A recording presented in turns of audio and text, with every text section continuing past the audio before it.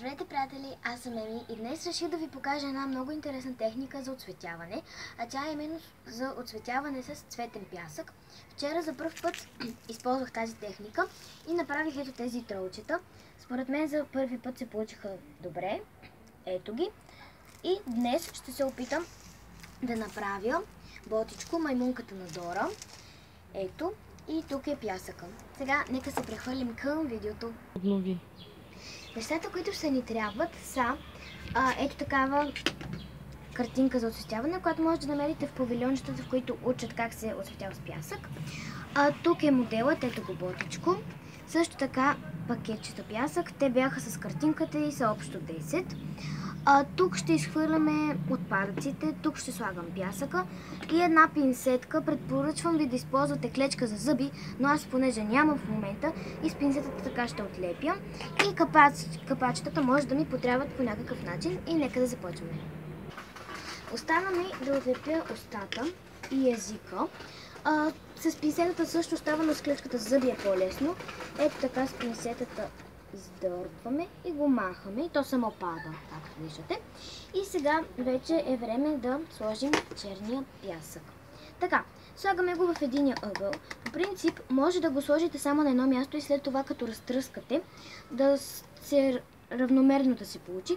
Затова именно аз ще сложа ето тук. Само тук отгоре и на очите, също така на устата. И после, когато започнете да изтръсквате, то само ще се оправи.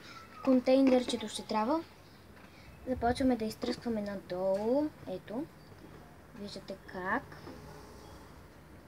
Да, пясъка трябва да ми стигне. Да, ето така. И после, където не е останал пясък, ето виждате, само на някои места не е останал пясък, може да сложите. Ето. Да, отново ще си остава малко за всеки случай, ако ми трябва. Добре. Ето как се получи. Направих очертанията на ботичко с черното. Също забравих нещо много важно. Започва се винаги с тъмните цветове. Затова сега ще сложа червеното ето тук на бутушките. Може да видите. Сега ще го изсипем. Ето тук в контейнерчето. Аз ги изсипвам всичкия пясък. Сега ще сложа върху... Сега ще сложа... Първо го... Добре бе, мамо! Казвай кога. Няма да се... Айде! Сега отлепя. Съжалявам за това. Първо, забравих да кажа, че трябва първо да се отлепи и след това да се сложи пясъкът. Ето така. И сега ще сложа пясъка на двете бутушчета. По-малко. И сега започваме да тръскаме. Трябва върху цялото бутушче да имат пясък. Да, тук става живо чудо. Но така е. Ето сега тук останаме отгоре, тръскаме на другата страна. Малко насам. И...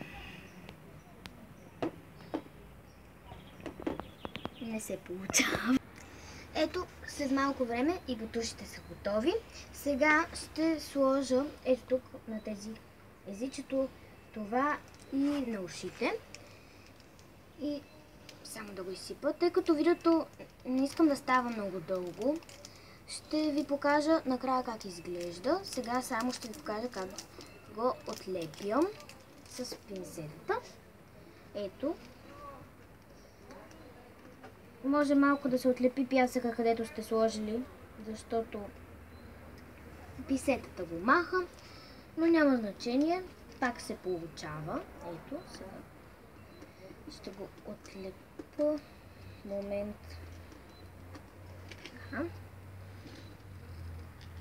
Сега ще отлепя на другите места и ще направя тялото и ще се върна.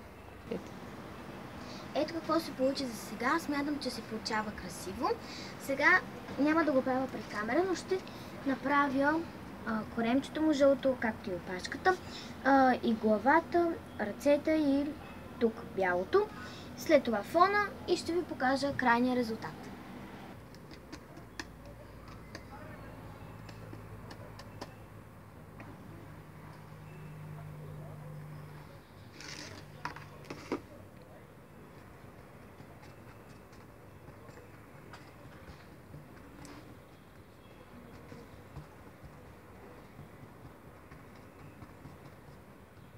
Не искам да се чудя, къде съм по принуда, но искам с тебе да заспивам и да се събудя.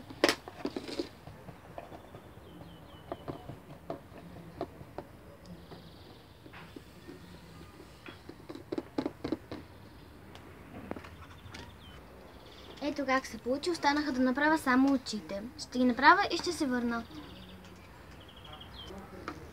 Ето ги и двете вече завършени картинки. Надявам се видеото да ви е помогнало. Ако ви е харесало, дайте thumbs up и се абонирайте за моя канал. Чао!